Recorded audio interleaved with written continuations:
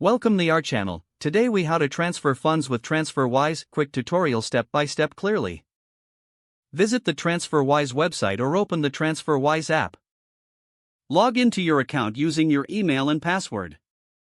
If you don't have an account, create one by following the prompts.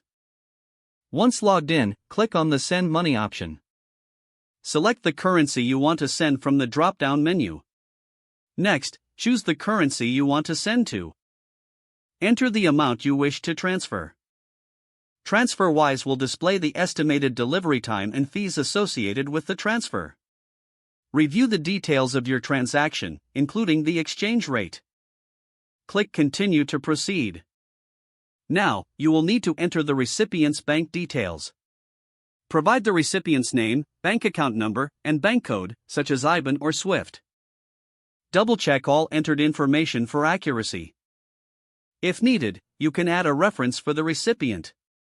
Next, select your funding source, whether it's a bank account or card. TransferWise will provide a summary of your transfer details. Review everything one last time before finalizing. Once ready, click Confirm to initiate the transfer.